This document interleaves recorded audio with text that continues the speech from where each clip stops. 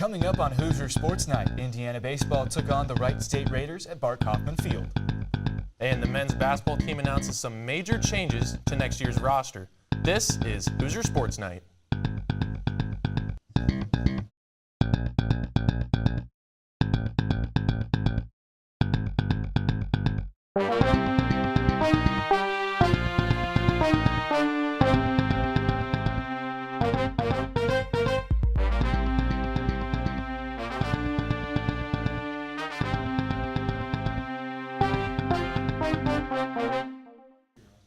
Welcome into Hoosier Sports Night. I'm Maxwell Glenn. And I'm Stephen Walker. Well, Maxwell, we had a busy week in sports. Basketball team has big news coming up, but on Wednesday night, Jeff Mercer faced his former team, Wright State. What were your thoughts about the game? Well, like you said, there were a lot of sports news this week, but that one really didn't turn out as IU had hoped. It was a tough matchup heading in, but in the end, Wright State prevailed. Right. Like we said, they were back in action on Wednesday, and it was a big game for Coach Jeff Mercer, as Wright State, the team that he left to come to Indiana, was in town. It was a tough game for Mercer and the Hoosiers, and for more on that, we could go to Matt Cohen for the recap. Inconsistencies have plagued IU baseball throughout the 2019 season, whether it be struggling pitching or offensive explosions. Against Wright State at Bart Kaufman Field on Wednesday, it was struggling pitching, and it was a game that proved to IU head coach Jeff Mercer that his team isn't where he wants it to be, but Wright State is exactly the kind of team he wants his Hoosiers to become. I mean, you look at their guys, and I know them because I recruited them, but Worthing comes out, and it's 86 to 90, throws a fastball where he wants to both sides of the plate. Hawk comes in, throws a fastball. Now he's a little firmer. He's a talented arm. Fastball both sides of the plate where he wants to, and we didn't do that, and we don't do that. And then when we do that, we throw fastballs in the middle, and that's a real team. I mean, there's a lot of those guys on that team who play pro ball, and have long careers. And so if you throw fastballs at 90 down the middle, they get hit, just like everybody else does. But I think with that, and I wasn't upset with our offensive approaches today.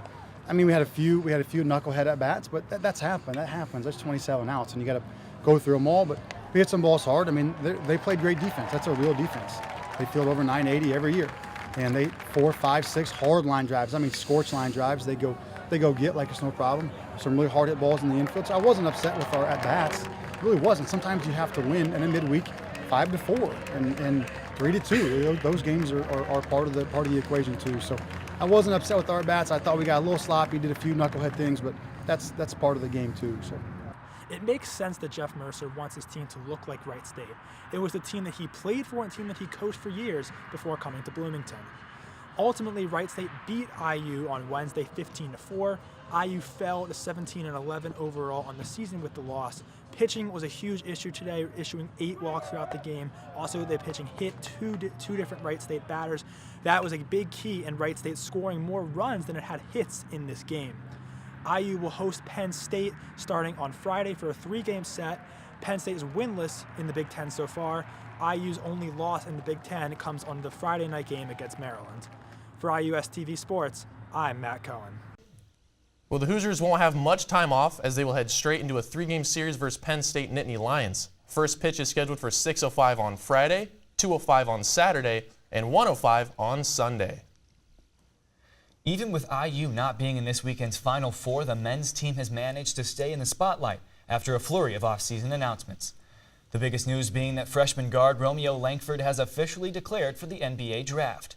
Langford currently sits as the 11th ranked draft prospect according to ESPN and averaged over 16 points and was a second-team all-conference selection as voted on by Big Ten coaches. Alongside the draft announcement, Langford revealed that he played with a torn ligament in his hand since late November and is scheduled to have surgery on it in the near future. The news doesn't stop there, however, as scholarship players Clifton Moore and Jake Forrester, along with walk-on VJ Blackman, have announced their plans to transfer from Indiana as well. Forrester is transferring after playing in 13 games in his freshman year, and Moore will transfer after completing 2 seasons at IU. With the departures of Langford, Moore, and Forrester, alongside the loss of seniors Evan Fitzner, Juwan Morgan, and Zach McRoberts, there are many positions to be filled with only 2 incoming scholarship players in Armand Franklin and Trace Jackson Davis. Jumping back over to the Diamond, the IU softball team completed a sweep of the Michigan State Spartans to bounce back from a 4-game skid. Our own Jordan Gould and Will Trubshaw have the weekend recap. The sun is setting right behind us here at Andy Moore Field, home of the Hoosiers. For iOS TV Sports, Jordan Gould, Will Trubshaw here. And, Will, Indiana really performed well against Michigan State this past weekend. What did you see from them that really put them over the edge and helped to get them to that sweep? You know, it was a cold weekend. The pitching was able to do nothing, but really it was the offense that came alive. Sarah Galovich broke out of her early season slump. You had Annika Baez and Maddie Westmoreland continue to swing hot bats. But for me, the biggest thing was Taylor Lambert. Taylor Lambert on the Hoosiers doubleheader on Sunday. She went 6 for 8 combined. She had a triple, homer, and 4 runs driven in. She really stole the show, and she really got the Hoosiers offense started at the top of that lineup. You know, Shonda Stanton spoke to us after that series against Michigan State about how her team needs to clean up their efforts defensively. So you got to limit the freebies. You know, they're going to be a better hitting team. They've got solid pitching. And it's all around, you know, Michigan's Michigan. They know how to win. It's going to be a battle through every inning, every pitch, and we just got to stay the course and go out and have fun. So, Will, we just heard from Shonda Stanton, and, you know, they definitely need to clean up the errors and especially their performance in the field. So, aside from that, what can Indiana do well against Michigan this weekend in Ann Arbor to give them success? Yeah, you know, it'll be tough going up there to Ann Arbor playing against Michigan. They're undefeated at home, 6-0 in conference. They're on an 11-game win streak. But the Hoosiers' main thing is to play within themselves, you know, rely on the offense again, because that was big what they did this weekend against Michigan State. You can see the offense really got rolling 1 through 9. They batted around a couple times, actually, in those Sunday contests. So this is a team that they've got the bats there. They just need to bring those out again, and the depth of pitching will help them a lot, too. We'll see if Indiana can get above 500 in Big Ten play for the first time this season. That'll do it from us. Guys, back to you at the desk. The Hoosiers will be back on the diamond Friday for a 3-game series against the Michigan Wolverines. That game will be a 5 o'clock start on ESPNU, and Saturday's game will be on BTN Plus starting at 2 p.m. Well, the Indiana men's tennis team was back in Bloomington, and our very own Drew Fry was on the scene. In IU's first home tennis matches in over 3 weeks, the Hoosiers brought plenty of energy into the IU Tennis Center for their matchups against Michigan State and Michigan. Sima. For your Hoosiers at number 1 doubles, a sophomore, Brandon Lamb, and a freshman, Carson Haskins. Everyone was out there battling, so the energy was high all around. And the crowd we had today was unreal. So I think that definitely helped us a great deal against a good team. Indiana turned up the heat on the Spartans with a 7-0 sweep. But overnight, the temperature wasn't the only thing to cool down for the Hoosiers. Antonio Sembain picked up his second win in as many days with a straight sets victory over a ranked opponent. The other 5 singles matches went into decisive third sets, and Brodney was able to grind out a win himself. But Michigan ended up pulling away with a 5-2 dual match victory. All those other 5 matches were 3-setters. So against a top 20 team, I'll take that any day of the week. We've come a long way, and we're definitely getting better, but we still need to make another jump for us to get over the hump to beat some of these teams. The Hoosiers will have to supply their own energy in their next matches when they hit the road to challenge Minnesota and Wisconsin. For iOS TV Sports, I'm Drew Fry. Well, the Hoosiers won't be here for long as 2 road matches await this weekend in Madison against the Wisconsin Badgers and in Minneapolis against the Minnesota Golden Gophers. This past weekend, men's swim and dive concluded the NCAA championships, bringing home a second straight third-place finish. While a couple key guys will be graduating, they should still be geared up for another podium finish next year. We've got Michael Dugan and Swiss Army knife reporter Matt Cohen here in studio to wrap up the season and preview what's in store for the future. Guys? Thanks, Stephen. I am joined right here to my right by Matt Cohen. He has his finger on the pulse of really everything IU athletics related. But right now we're going to talk about the IU men's swimming and diving team. Matt, thank you for joining me. Was this past weekend at Nationals a good weekend for Indiana? Was it a success? So first, I feel like I'm here a lot these days. But I feel like generally this weekend, I'd honestly argue it wasn't a success, actually. And I say that because IU, for the second straight year, finished 3rd at Nationals. And that's great. I mean, as a top 3 finish, I mean, it's something that you're all striving for. You bring a trophy back to Bloomington. But here's the thing. This team finished 3rd last year. The team was ranked 2nd in the country. The expectations were higher than 3rd. This was a team that could have won a national championship. It had the talent to do so. In a lot of the preliminary events, it didn't hit its expectations. A lot of the swimmers swam under their times that they had qualified with coming in. And based on that, I don't think it's a success. This was a team that I think should have been, at minimum, second place.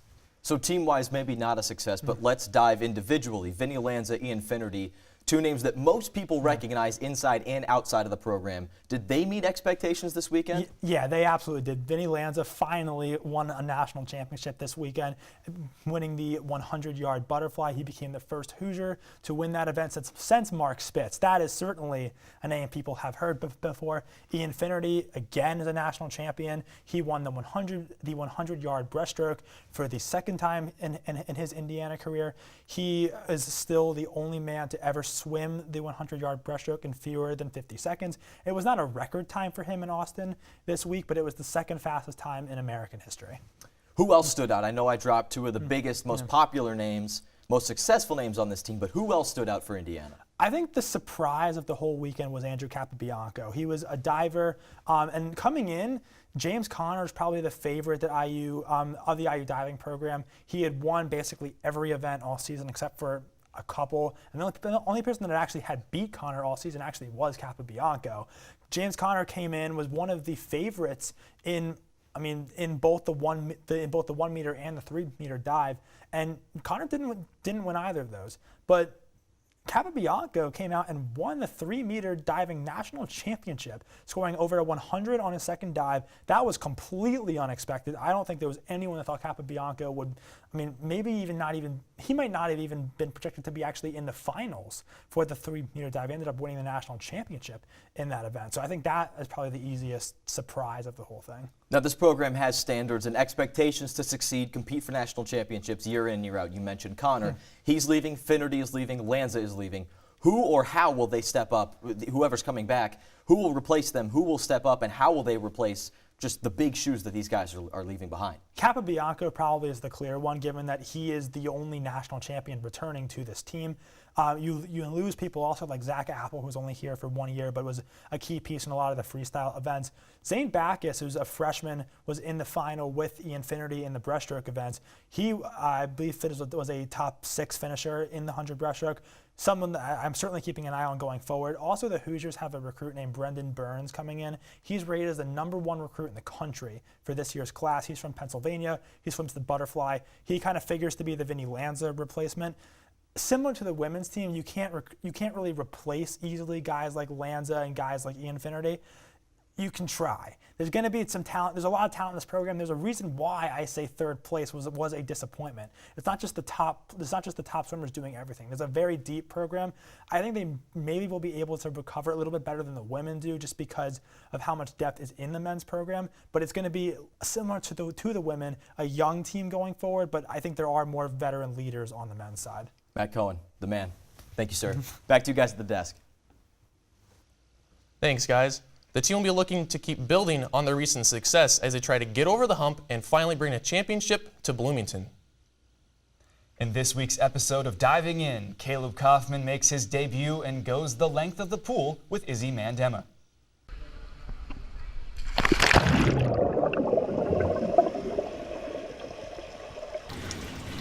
All right, so you left California to come to IU, nice and sunny. What made that decision for you? I really wanted to get out of California. I wanted a change of scenery, and I fell in love with IU. So, being from California and then coming here, inside or outside pool? What do you prefer? I've adjusted to an indoor pool. I do prefer an outdoor pool, but either or, I'm happy. Go-to order at In-N-Out Burger? French fries and a milkshake. I hear Coach Castle's really big on inspirational books. Has he given you one yet to read? Yeah, he gave each class one. We are halfway through it right now. So you're actually reading it, not just a book that goes on your shelf? No, we have to read it, actually. So do you have any pregame rituals that you go to? Personally, I talk to myself in the gutter to hype myself up. And as a team, we have a little dance routine that we do. And then you scored over 300 goals in high school and already have 22 this year. What's your go-to shot? A backhand. All right. And then finally, you guys are a young team. What's your goals looking forward and for this year and forward? We are trying to have fun, doing our best. Like you said, it is hard with a small team. It is an adjustment period, but it's time for us to develop individually. And next year we have some awesome players coming in, so I'm looking forward to that. All right. Thank you. Thank you. The Hoosiers won't be back in the tank until April 13th, but don't worry, Caleb and I have you covered. We will be bringing you the biggest event in diving in history, so be sure to keep an eye out. When Hoosier Sports Night continues, we take a look at the volleyball team's upcoming spring schedule. And the first edition of Tennis to the Max is here. I talked with Natalie Whalen at the IU Tennis Center. You're watching Hoosier Sports Night.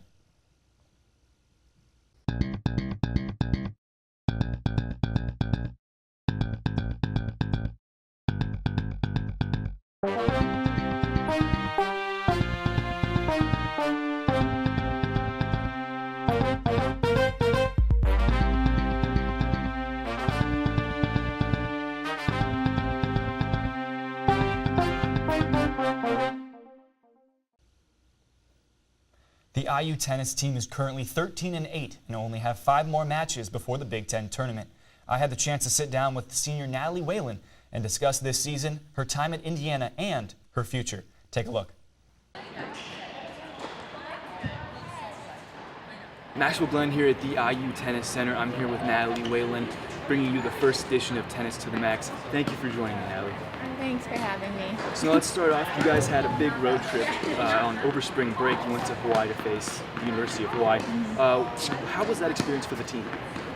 I think everyone was just super excited to go to Hawaii, so it was just a lot of fun to be able to go there and have a good quality time, especially out in the sun, get a little bit of a tan going. I know that Gamera was pretty adamant about us, competing pretty hard against Hawaii because it's super hard for us to go and play a team outdoors when we've been playing indoors the entire season. So he just wanted us to really focus on getting that win for us. And switching gears a little, you've come such a long way since freshman year and your injury at MSU. What comes to mind when you think of those memories? Kind of just growing into the person I want to be. It's something that I didn't really think I would be able to be in this position, especially because they told me you're not going to be able to come back from an injury like that. So just honestly being able to be here right now is just, I'm super grateful, and just to try and enjoy the last few memories I have here as an IU athlete. And now since it is your senior season, what kind of mark do you want to leave on the program? Hopefully just a legacy that the girls will be able to look up to and follow. There's a lot of just habits and stuff that we want to be able to kind of continue to have the team, continue to have leading on into other generations and stuff. Whether it's work habits or, school habits and stuff, we're hoping that they're able to kind of follow in our footsteps. Is there something specific you want to be remembered by? I think it's hard just because, the only people that are really going to remember you are the girls that are on your team right now. So I guess it's less about that and more so just about, how can I fit into the image that they want to portray as an IU student athlete on the women's tennis team. So, hopefully they remember me as just someone that kind of followed the rules and did everything they could to be a Hoosier. What has been your favorite memory so far during your career? That win over Illinois was pretty exciting, especially because we've been so close with a lot of those good teams, and to finally be able to pull one out was super exciting for us. So this year, that was definitely one of my favorite memories. I think that spring break in general is always probably our favorite memories, just because it's the best bonding time. We only have each other, so it's been pretty fun. Where do you think you leave the program? Are you excited for its future? Yeah, 100%. I think that because we've gotten a few good wins under our belt, it's allowed for better recruiting for the coaches. I think that they're really motivated to continue to lead the program in a better direction. So I'm hoping it goes in a better direction. It's a little bit daunting because all the other Big Ten teams are improving a lot. So we've kind of continued to stay in the same place, even though we're improving, everyone else is too. So I'm hoping that we can start to inch up and get up into the higher parts of the Big Ten. Looking past the end of the season, what's next for you? I'm going to Illinois vet school in August, so it's easy for me to kind of put this behind me and separate out what do I want to do in the future, just because I already have something to look forward to. So I'm super excited. It's a little bit nerve-wracking because it's definitely a different pace. I'm not going to be doing tennis or anything, but hopefully I'll still be surrounded by it. I'm kind of just excited to be close to the girls next year. I can come and visit a lot, so yep. Finally, you're getting close to the end of this season. Do you have goals for yourself or the team as you move forward? I think they've been the same goals that we've had at the beginning of the year, is just to try to compete and prove to other teams that we are good enough just to be in the same position that they are. I think, a lot of individual goals are going to the NCAA tournament. I think that we have the capability of doing that as a team as well. So I think that's starting a goal that's becoming a little bit more realistic for us. Like, okay, it's happening. We were able to beat a big team. Can we make it? Like, it's exciting. All right, well, thank you very much for taking the time, having Sean. Well, there you have it, the first edition of Tennis to the Max. We'll catch you back on the court. Natalie Whalen and the Hoosiers will be back at the IU Tennis Center on April 14th. Keep an eye out for another edition of Tennis to the Max coming soon. IU volleyball had a bit of an up and down season under first-year coach Steve Aird, but in that one season they took big strides towards becoming relevant in the Big Ten. After a winter filled with practice and workouts, the Hoosiers will take the court for its spring game on Saturday as it plays in the Kiva tournament in Louisville, Kentucky. IU will also play in the Ball Sports Academy tournament in Angola, Indiana, before hosting Butler and Miami of Ohio at Wilkinson Hall on April 19th and 20th, respectively. Though the teams this spring may not provide a complete look at what Aird's group will look like in the fall, the roster will be depleted following departures of freshmen Lexi Johnson and Abigail Wessenhofer. Prize recruit Emily Fitzner and other incoming freshmen will not be part of the team until the fall. IU also may not have star outside hitter Kendall Bierman at 100% as she recovers from an ACL injury, and that's if she plays at all. There are just 12 players on IU's spring roster. The volleyball team will get to host their first full season inside of Wilkinson Hall this upcoming fall. Indiana men's golf hit the road and traveled west to University Place, Washington. The men's golf team participated in the Seattle University Red Hawk Invitational over the weekend and finished 10th in a field of 18. Freshman Harry Reynolds led the team, finishing 3 over on the weekend to put him in a tie for 21st.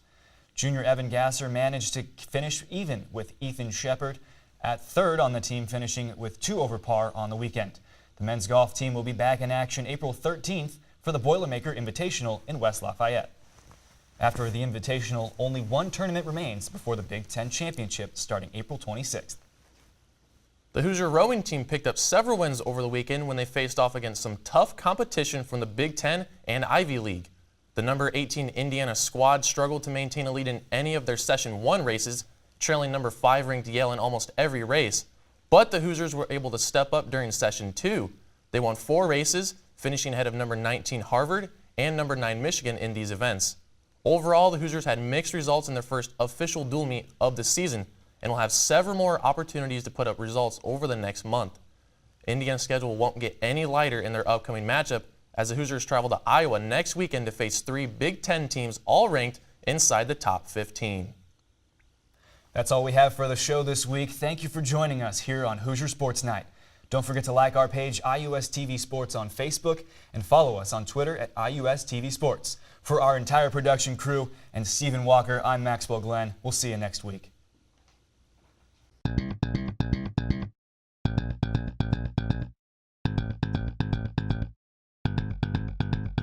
Thank you.